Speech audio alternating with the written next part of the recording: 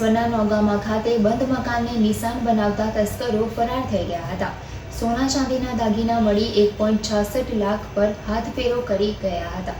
મકાન માલિકો પત્ની જોડે સાસરીમાં ગયા અને રાત્રિના તસ્કરોએ તેમના મકાનને નિશાન બનાવ્યું હતું. 14મી જુલાઈના રોજ બનેલી ચોરી પ્રાથમિક અરજી સ્વરૂપે ફરિયાદ બાદ અંતે ગુનો દાખલ કરી પોલીસે તપાસ શરૂ કરી. અંકલેશ્વર તાલુકાના નોગામા ખાતે રહેતા દિલીપભાઈ વસાવા પોતાની પત્ની જોડે ગત 14મી જુલાઈના રાત્રિના ઝઘડિયાના મુલદ ગામ ખાતે સાસરીમાં ગયા હતા. ઘરે લોક મારીને ગયા બાદ રાત્રિના સાસરીમાં રોકાણ કર્યું હતું.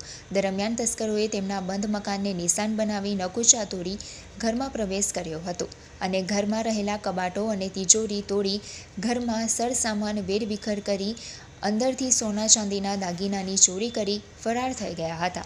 જે અંગે વહેલી પરોઢે દિલીપભાઈના પિતા દ્વારા જાણ કરતા તેઓ પત્ની જોડે સ્થળ ઉપર દોડી આવ્યા હતા અને ઘરમાં તપાસ કરી આ અંગે બી ડિવિઝન પોલીસ મથકે 1.66 લાખ રૂપિયાના સોના ચાંદીના દાગીનાની ચોરીની અંગે પ્રાથમિક અરજી સ્વરૂપે ફરિયાદ આપી હતી, જેની પોલીસ તપાસ કરી રહી હતી. દરમિયાન તાજેતરમાં શહેર એ ડિવિઝન પોલીસ દ્વારા ઝડપી પાડેલ સિકલીગર ગેંગ દ્વારા ચોરીની કબૂલાત કરતા અંતે બી ડિવિઝન પોલીસ દ્વારા સત્તાવાર ગુનો નોંધી તપાસ શરૂ કરી છે.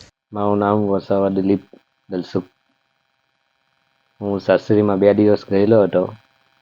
બીજા દિવસે ચોરી થઈ. તેમાંથી મારું સોનું ચાંદી ઘરેના બધું લઈ ગયા. આશરે 2 લાખની આસપાસ, 2-2.5 લાખ. ઘરે મળખે અમને પપ્પાનો ફોન આવ્યો. 5:30 વાગે જેવો ફોન આવ્યો ત્યારે અમે સાસરી માટે આવ્યા. હા, પોલીસ ફરિયાદ કરી ને. મારું નામ દલસુખભાઈ મગનભાઈ વસાવા. 15 તારીખે રાત્રે ચોરી થઈ હતી. અમે બાજુના ઘરમાં સૂતા હતા. છોકરા સાસરીમાં ગયેલા હતા.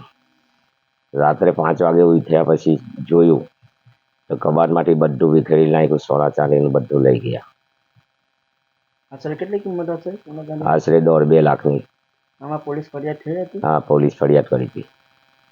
તમને ખબર કે તમને જાણ કેવી રીતે થઈ કે અમારા ઘરમાં આવી રીતે ચોરી થઈ છે? અમે સવારમાં 5 વાગે ઉઠ્યા ત્યારે ઘરમાં જઈએ તાળું તોડી નાખીને અંદરથી તિજોરીની તાળું તોડી નાખીને લઈ ગયા. ઘરમાં બધો સામાન બધો વિખેરી નાખ્યો.